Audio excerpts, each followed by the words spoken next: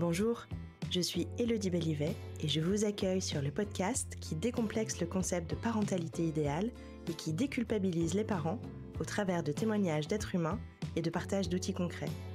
Ici, ça part en vrille.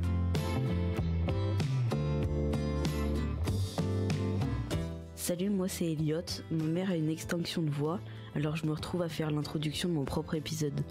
Bref, vous allez voir, je vous parle de violences non éducatives ordinaires, comme Marion Querc les appelle, de ma vision de la parentalité, de régulation des émotions, des punitions et du fait que quoi que je fasse, je suis comme cloué dans mon lit chaque matin depuis quelques temps. On se retrouve à la fin de l'épisode, bonne écoute!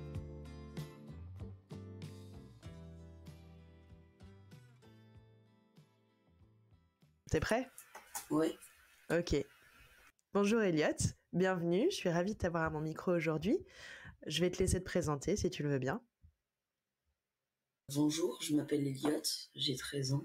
Aujourd'hui, on va discuter ensemble d'une petite expérience à laquelle tu te livrais ces dernières années auprès de tes copains, qui était de leur demander si chez eux, ils recevaient des fessées, des claques, ou même s'ils étaient punis. Alors d'abord, est-ce que tu peux nous dire, si tu te souviens, comment t'es venue cette idée d'aller poser la question à tes copains ? Oui, quand un de mes meilleurs amis, son père lui avait demandé de venir dans sa chambre au deuxième étage. Et je me souviens avoir entendu un gros clac, il est revenu avec une grosse trace rouge sur la joue. En fait, il avait reçu une gifle, c'est ça ? Ouais. Et comment tu t'es sentie quand tu l'as vu revenir comme ça, avec une grosse trace après ce bruit ? Bah, je me suis sentie mal pour lui. Ouais. Parce que c'est pas cool. T'as compris ce qui s'était passé ? Bah oui. Et comment ça, c'est pas cool ? Genre se faire frapper, c'est pas cool. Ouais, c'est sûr que c'est pas cool. Et qu'est-ce qu'il a dit, lui, quand il est revenu dans la pièce ? Bah, il avait rien dit. D'accord. On a continué à jouer comme si de rien n'était. Et toi non plus, t'as rien dit, du coup ? Non. Donc toi, t'as senti que c'était pas cool, que c'était pas normal. Ouais. T'as respecté le fait qu'il en parle pas et tu lui en as pas plus parlé que ça, quoi. C'est ça. D'accord. T'as senti qu'il se sentait comment quand il est revenu dans la pièce avec toi ? Puis c'était il y a longtemps. Pour le peu que tu t'en souviennes, si t'en as des souvenirs. Bah, je me souviens plus comment il était. D'accord. Mais voilà. D'accord. Tu te souviens que toi, en tout cas, c'est quelque chose qui t'a marqué. C'est ça.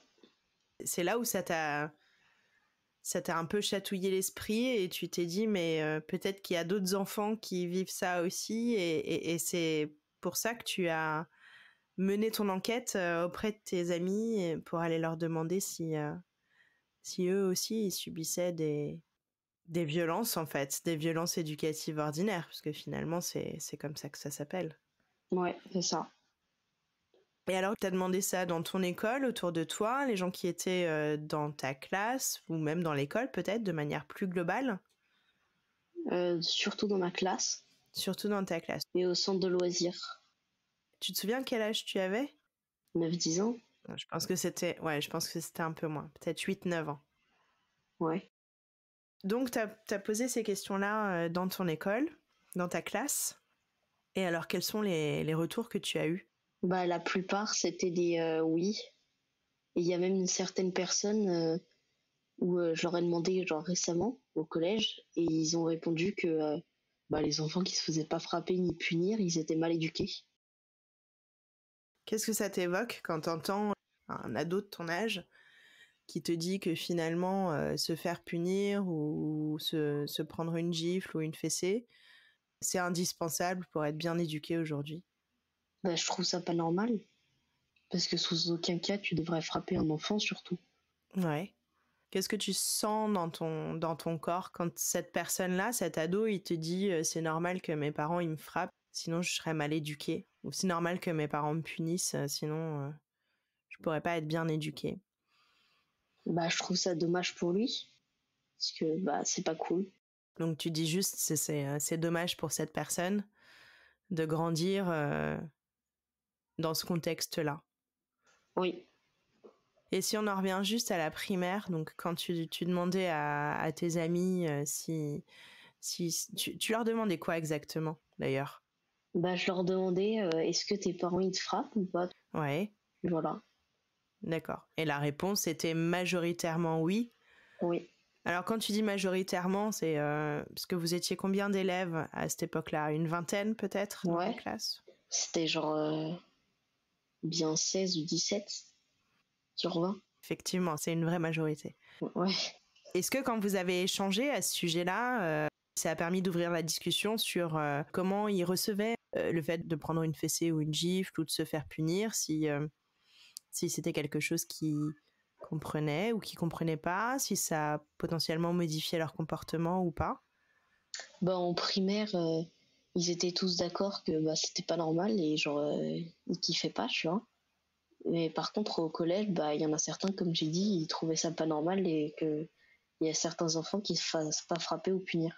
Oui, donc c'était un peu l'inverse. C'est-à-dire qu'en primaire, tu faisais partie des exceptions et tu étais plutôt d'ailleurs envié de ce que tu as pu nous rapporter à cette époque-là. Mm. C'est-à-dire que les autres enfants comprenaient pas bien. Ouais, que je me fasse pas frapper. Ouais. Mais même encore aujourd'hui. Hein. Oui, mais à l'époque, même s'ils trouvaient ça bizarre, en primaire, il y avait une certaine envie. C'est-à-dire qu'ils auraient bien aimé être à ta place et avoir des parents qui les frappent pas. Ouais. Alors qu'aujourd'hui, quelques années plus tard, on peut dire à peu près 3-4 ans après, alors ce sont pas les mêmes personnes, ce sont pas les mêmes préados, néanmoins, il y a quand même quelque chose de différent dans leur esprit, c'est que presque la violence est inscrite comme étant un outil éducatif. C'est ça. Et donc tu dis que tu es à part encore aujourd'hui du fait de pas te prendre de fessées, de claques ou de punitions. Quelles sont les réactions des autres préados, hormis le fait de te répondre que c'est un outil éducatif, quand tu leur dis que toi, c'est pas comme ça que ça fonctionne à la maison? Bah, ils répondent pas spécialement. D'accord, ils relèvent pas spécialement la différence. C'est ça. Ils justifient simplement le fait que si chez eux ça arrive, c'est normal, c'est comme ça qu'on est éduqué, quoi. C'est ça. Sans spécialement remettre en cause le fait que ça se passe pas chez toi. Tu m'as dit précédemment que tu trouvais que c'était pas cool, effectivement, le fait de se faire frapper, de se faire punir. Tu pourrais un peu développer pourquoi tu trouves que c'est pas cool ou pas normal? Bah, une sorte un peu de pitié pour eux parce que genre, je suis désolée pour eux parce que bah, j'aurais aimé que ça leur arrive pas. Est-ce que tu penses qu'il pourrait y avoir, in fine, comme ils en sont arrivés au point de se dire que les violences éducatives ordinaires sont un réel procédé éducatif, limite justifié parce qu'ils le vivent, est-ce que tu penses que du coup, ils ont intériorisé le fait que quand tu aimes quelqu'un, tu peux être violent avec lui? Je pense pas. Je pense que c'est plus genre c'est leurs parents, ils les éduquent et genre c'est un peu leur maître, tu vois. Oui, ils font un peu ce qu'ils veulent. Ah, donc en fait, tu vois ça comme une relation de pouvoir. C'est ça. Ce qui effectivement ressort de ce que tu racontes. Et alors, est-ce que tu penserais à une ou plusieurs astuces que tu pourrais donner à d'autres enfants, pré-ados ou ados, pour qu'ils essayent d'inverser la vapeur, de plus être sous le coup de fessées, de gifles ou de punitions? Est-ce que tu aurais des astuces à leur partager? Bah non, j'en ai pas parce que vu que ça m'est jamais arrivé, j'ai jamais pensé à comment éviter ça. Effectivement, mais tu aurais pu avoir une idée, on sait jamais. Tu disais tout à l'heure que les questions que tu as posées quand tu étais en primaire, donc il y en avait dans ton école, et tu as posé aussi ces questions au centre... non, c'est pas le centre aéré. C'est le centre de loisirs. Le centre de loisirs, merci beaucoup. Est-ce que les réponses étaient différentes ou c'était comme à l'école, à peu près la même proportion? Je me souviens plus trop, mais je crois que c'était pas non plus la même proportion, mais genre à peu près la moitié. Ils disaient que oui. Il y en avait moins au centre de loisirs qu'à l'école finalement? Oui. Ah, c'est intéressant. Bah écoute, Elliot, je te remercie de ton témoignage et du regard que tu as pu apporter sur finalement comment un enfant qui n'est pas confronté aux violences éducatives ordinaires au sein de son propre foyer, mais qui y est confronté par le biais de ses amis, souffre quand même de la situation par empathie. Je trouve que c'est intéressant de s'en rendre compte parce que ça peut permettre peut-être une réflexion sur le sujet pour nos propres enfants. Voilà, donc merci beaucoup Elliot. De rien.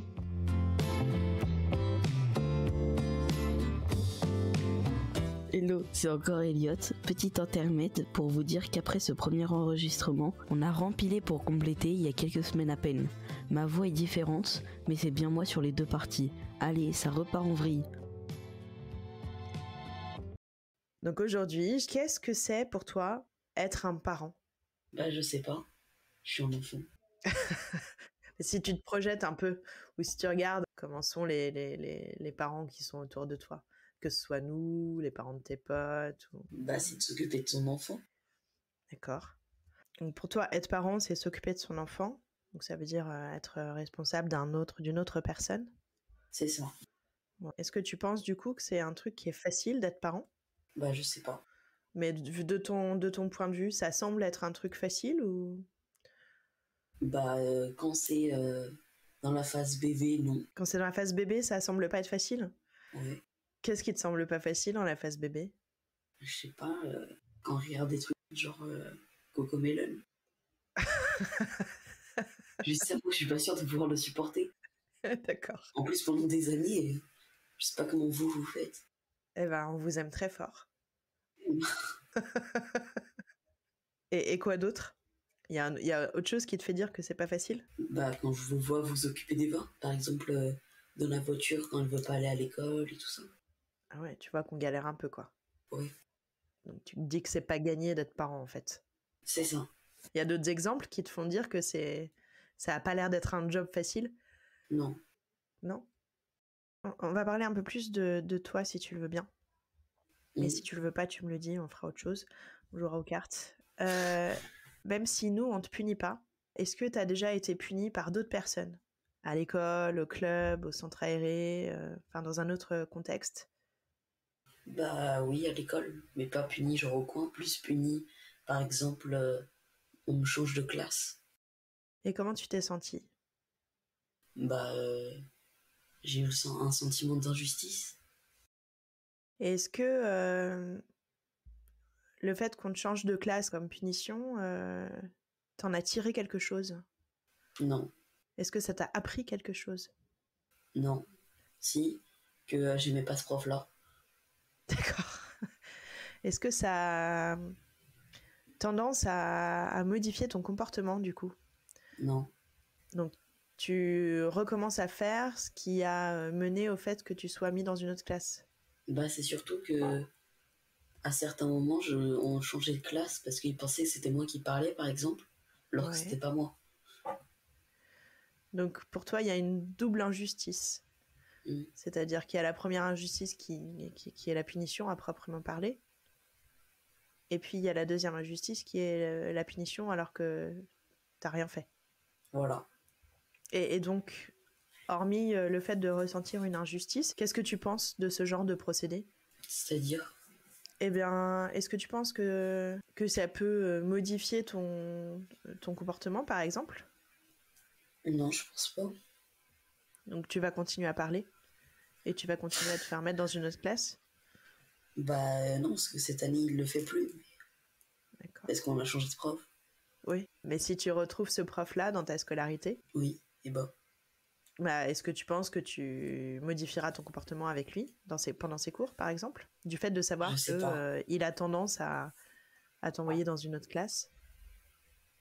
Je sais pas, parce que par exemple, souvent, il m'envoyait dans d'autres classes parce que, oui, je parlais, mais je parlais parce que pour aider un de mes amis, par exemple, sur son exercice, tu vois. Donc on était sur de la collaboration dans le travail, mais qui n'était pas vue sous cet angle-là par le professeur, c'est ça ? C'est ça. Et lui, dans sa tête, c'était vraiment, je fais que de parler, je dérange toute la classe, et du coup, il me change de classe. Est-ce que tu as d'autres exemples où tu as été puni, des choses dont tu te souviennes? Non. Non? Donc nous, on te punit pas. T'es d'accord avec ça? Oui. Mais pour autant, on n'est pas zen H24 parce qu'on est des êtres humains, tout bêtement, on est des êtres humains.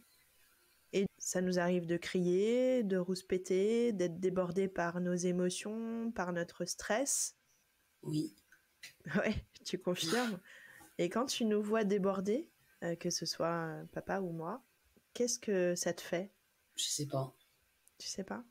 Tu trouves ça normal déjà qu'on puisse avoir du mal à réguler un peu nos émotions, notre stress, quand on est fatigué, quand on a un truc qui s'est mal passé dans notre, peu importe, dans notre journée, ça te semble logique en fait, qu'on puisse pas toujours être hyper zen. Oui. Par exemple, le matin, c'est un moment assez stressant pour tout le monde. Mais tu comprends qu'on perde patience et qu'on soit de plus en plus stressé et que ça te stresse. Oui.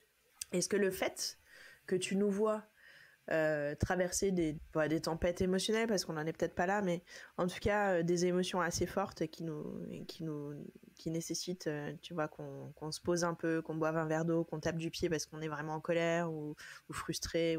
Est-ce que le fait de nous voir réguler nos émotions, réguler notre stress, c'est un truc qui t'aide dans le sens où par exemple, si tu vois, quand moi je suis frustrée ou en colère et que tu sais, je serre les dents, je tape un peu du pied ou je grogne, est-ce que c'est un truc où tu te dis, bah tiens, moi quand je suis en colère, je peux faire pareil et ça peut m'aider? Tu vois ce que je veux dire?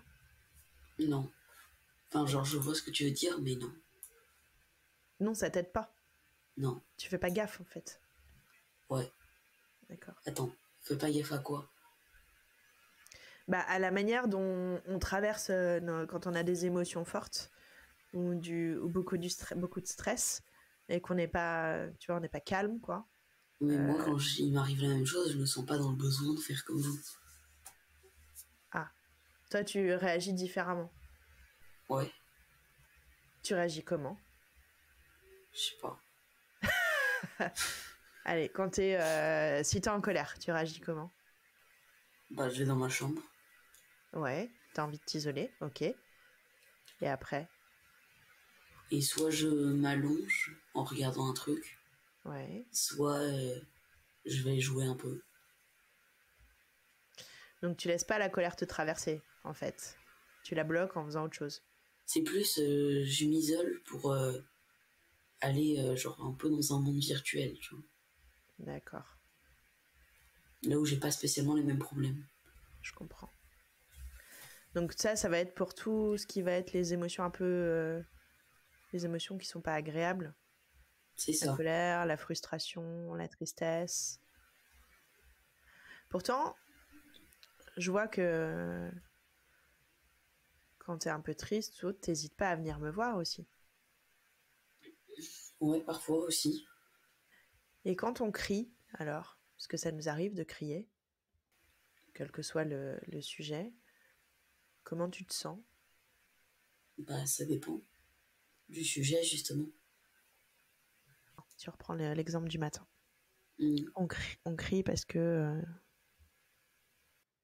trouve que tu descends pas assez vite ou tu te prépares pas assez rapidement pour pouvoir partir à l'école. Et du coup, comment tu te sens?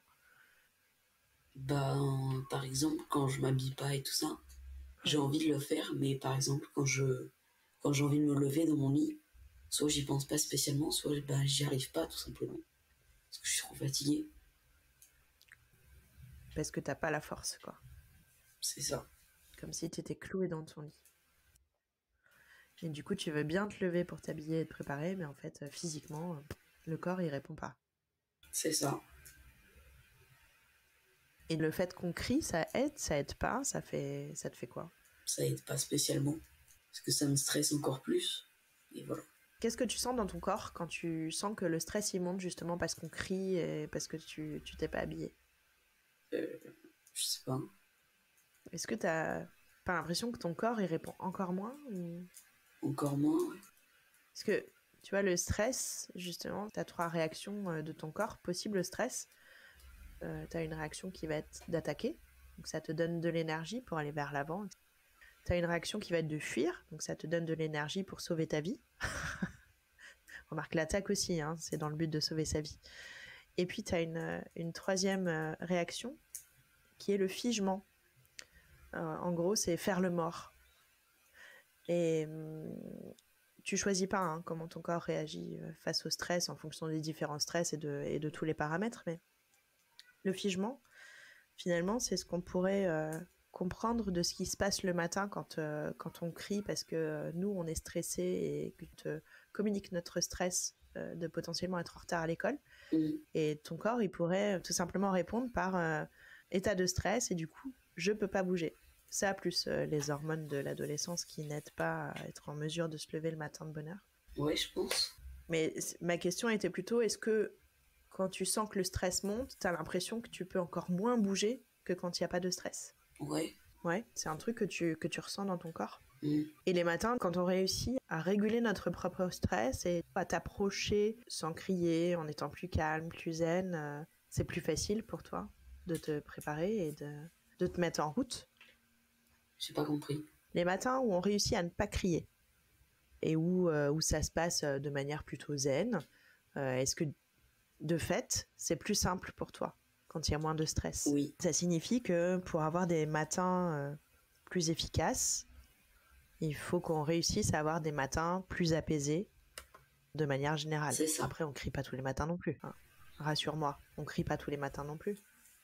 Non, mais la plupart quand même. D'accord. C'est bon à savoir. On va s'améliorer. Elliot, je te remercie de t'être plié à l'exercice du jour. Je te remercie pour notre entretien, pour tes réponses. Bah de rien.